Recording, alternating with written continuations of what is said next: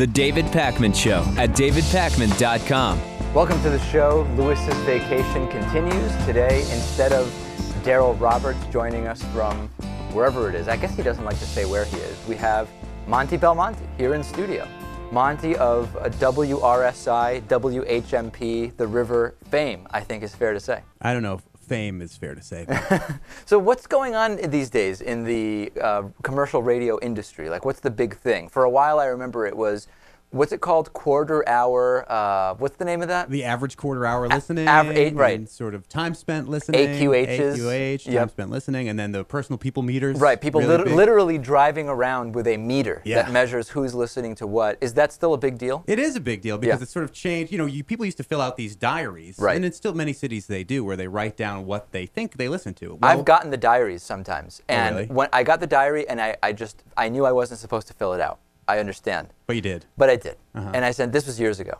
And then I was called about doing the TV one, the Nielsen TV one. Right. And it was all great. And then they said, do you or anyone you know works for whatever, you know? And I said, well, yes. And they said, okay, we can't do it. Yeah. So. My mom was called one time and I begged her, just tell her. Tell them you listen to my radio station all the time. Right. Although, actually, our company doesn't go by the ratings at all. We don't sell the ratings at all. More and more, I feel like more and more ads are not being sold based on Arbitron ratings. Yeah, because, after the economy sort of tanked, Budweiser just stopped calling every big radio station in every big market and advertising, and radio stations, if they wanted to survive like ours, have to have relationships with the local businesses, and it's kind of more of that cooperative model of selling radio ads, and it's worked well for us. Give us a behind the scenes on what's going on with the gold companies and this whole thing, right? Because we know that radio stations, they need to take the gold money in many cases to stay afloat. We don't have gold money right now. Yeah. Every once in a while, some like a gold monger will say, we will give you X amount of dollars for a half-hour show on the weekend. Right. And sometimes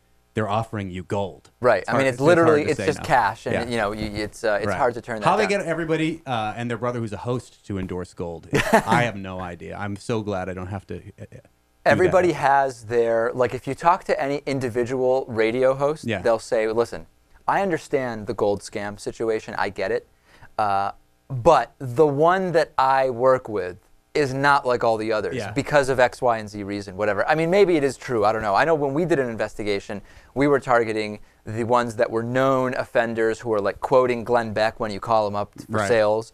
And it was pretty bad. And I'd be careful because it's only a matter of time before you are doing gold endorsements on the David Pakman Show. It may be, actually, to be honest, at one point we were contacted by a company that did precious metal stuff, but they just did bullion. They didn't do like these overpriced gold coins. So you make soup with it? I felt like I could make the argument. I felt like I could make the case. Listen, they're not selling these overpriced coins where you say, well, what am I really paying per ounce? And they like dance around it and they don't tell you. But it didn't end up working out. So, Sorry to hear that. It just didn't work out. That's it. Yeah, we do a lot of local direct advertising with the mom and pop shops in Northampton and Greenfield, Massachusetts. There you go. Yeah, as one of our biggest sponsors, Greenfield Savings Bank. That's right. Absolutely, a local bank, not part of the banking problem. I'm comfortable saying. Yeah.